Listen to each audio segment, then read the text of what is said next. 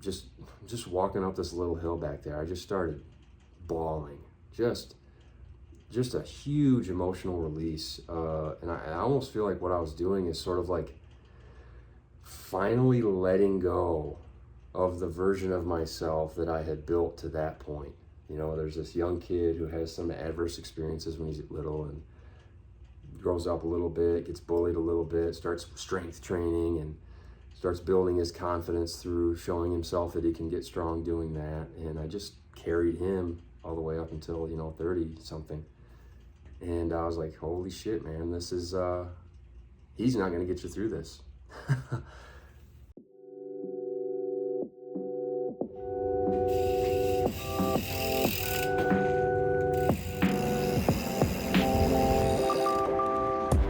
Another beautiful morning in Cottonwood, Arizona. Riding through Old Town, heading to the gym. Oh, doesn't look like much, but been chugging. Arrived at the Cottonwood Rec Center, playing pickleball back there.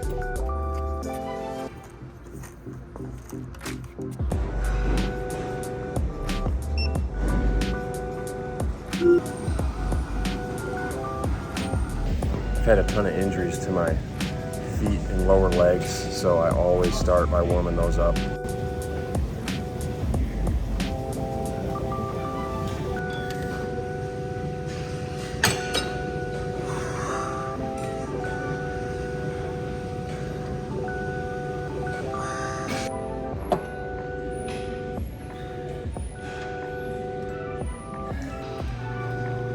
I wish I got it on, actually I don't wish I got it on tape because that would have been awkward as hell, but I ran into my landlord, Dale, in there. He's a 70-year-old guy, pretty active guy. He rides his bike like freaking 100 miles a week, plays pickleball. He's very functional in terms of like the stuff that he can do, but he's like, my shoulders are killing.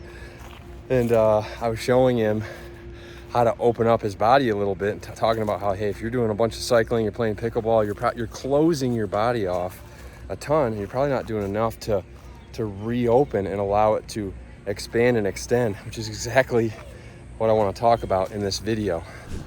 Well, the way to the gym is downhill into town. Now I'm on my way back. Well, that was fun.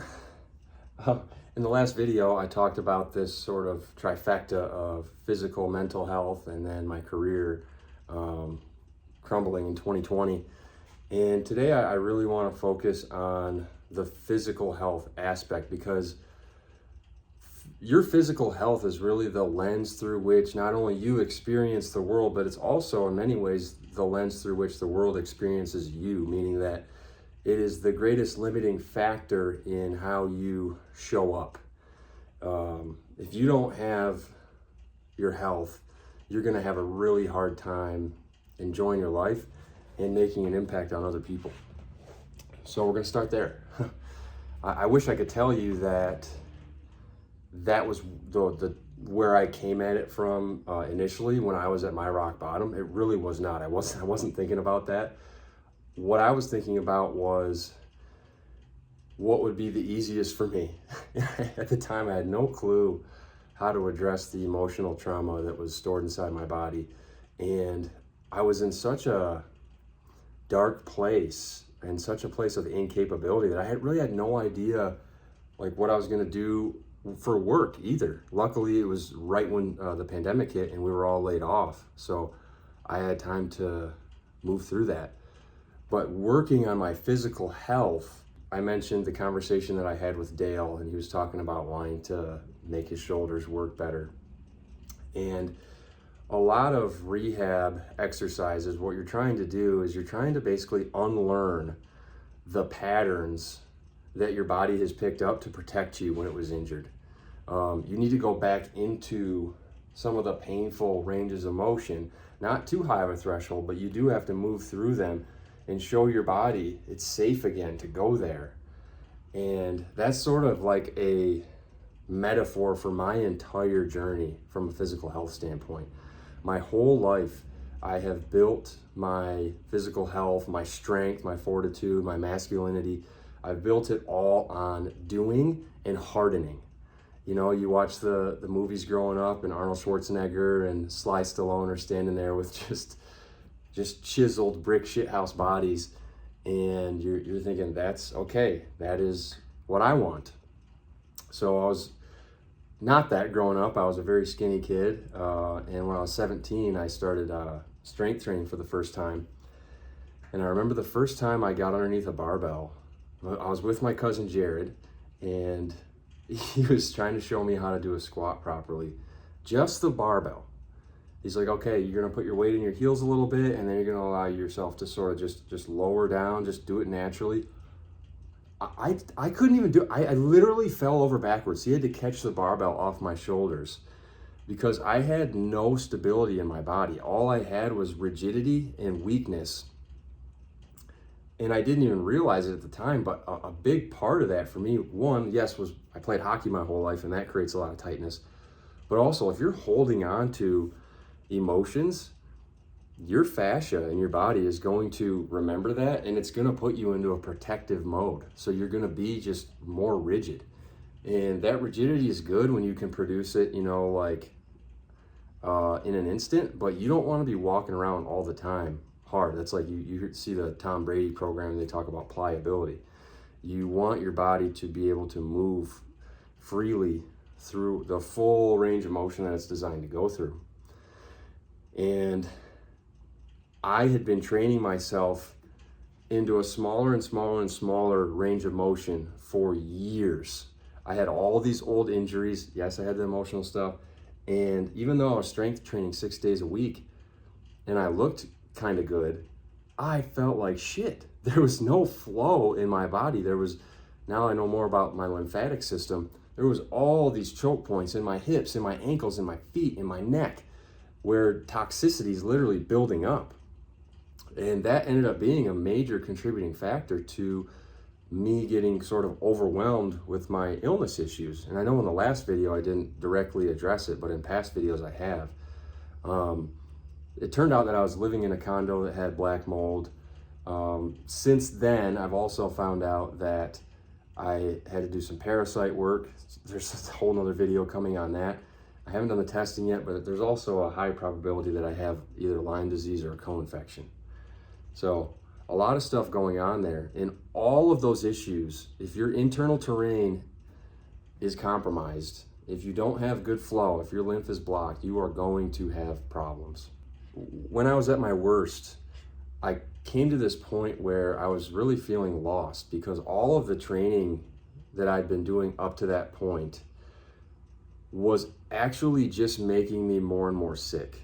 Like when I would bend over to pick up a dumbbell, I literally couldn't brace my core because my gut health was so screwed up that it would kill my back or my hips. And I remember as I'm going around to the doctors trying to figure out what was wrong with me, I went to an acupuncturist. His name's Ferran Blasco. He's a very wise individual. And the first thing that he said to me when I sat down in the consultation with him, he looked at me, assessed my body, and he said, I don't think you should be lifting right now. Your body is so tense. Your body is so stiffened. And what's his job? He's there to do acupuncture and open up all these different channels for my life force to flow through me. And I remember I had to really come to terms with all this muscle that I'd put on to make myself feel like I was a big, strong man. I was gonna need to emotionally let go of that story in order to get better. So I knew that I needed to do something physically to start moving me in the right direction, but it wasn't gonna be weight training. It wasn't hockey, because that's also a thing that really stiffens you up. It makes your hips and your ankles incredibly stiff. So I was really frustrated. I was like, okay, well, what can I do? I didn't know a lot about mobility at the time, and the answer that came in, and this is actually like a key insight that if you're watching, I hope you take away. I was kind of like doing a self-prayer or just internal reflection, really, really frustrated, like almost to the point of tears, like I want to do something, because also remember, exercise is my outlet for emotional disruption. Like if I'm feeling sad or mad, exercise is the way that I sort of pop the cork on that and let out that energy. Well, now that's taken away. And what the message that came back when I did that reflection on that frustration was, go for a walk. Just walk. And I remember being in the masculine mindset that I'd been carrying my whole young adult life. Just walking, are you shitting me? Like, I used to be a high-level hockey player. I'm 6'3", 215 pounds. I consider myself really athletic. Walking? What?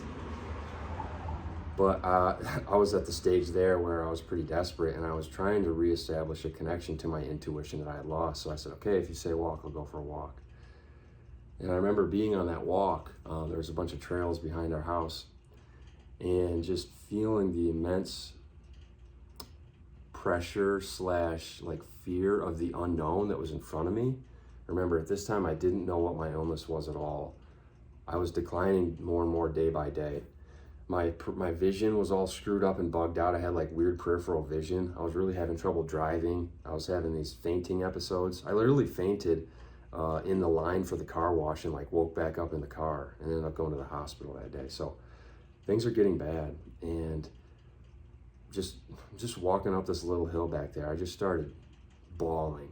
Just a huge emotional release. And I almost feel like what I was doing is sort of like finally letting go of the version of myself that I had built to that point.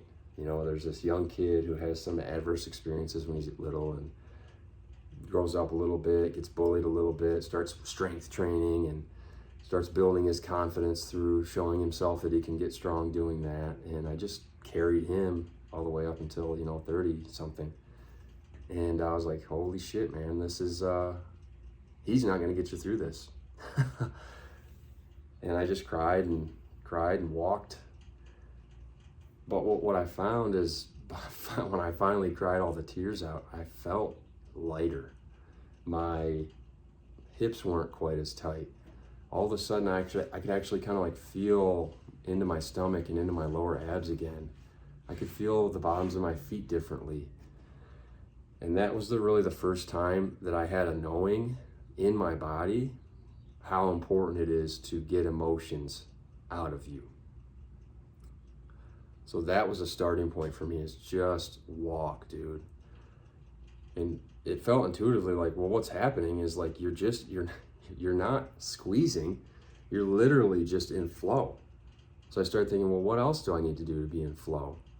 And that was the little piece of curiosity that started to build all of my new routines, going from this doing mindset and this flexing mindset, wearing the mask, to, well, what would it take to be in flow, to let go, to surrender.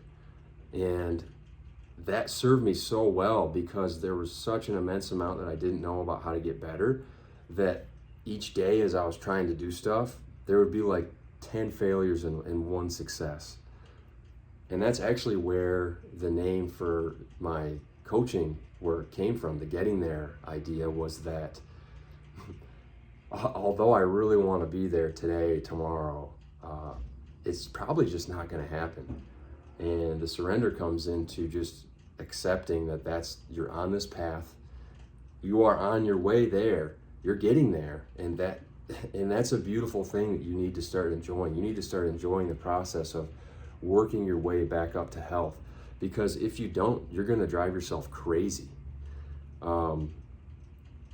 And that's been very motivating for me all the way to this day. Like, I'm not going to bullshit you. I'm not standing here on top of the precipice of optimal health. There's days when I go to try to get on that bike that I'm too dizzy to ride the bike.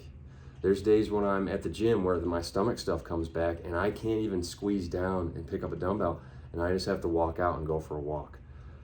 But the idea of getting there is, well, there's something that this has to teach me. I'm on my way. I'm still on my way. How can I emotionally evolve in this moment if the physical thing's not coming? So you're going to hear me talk a lot about all this stuff playing together, right? I mean, I know that this video was about sort of the beginning of my physical health journey. I'm going to get way more in depth in future videos about the stuff that I do, but they all play into each other. Physical health, though, just in my perspective, comes first. If you have jacked up physical health. If your gut microbiome is fucked, your thoughts and emotions are going to be fucked. So, also, the thing I love about the physical is that we do have so much control over our habits and our actions.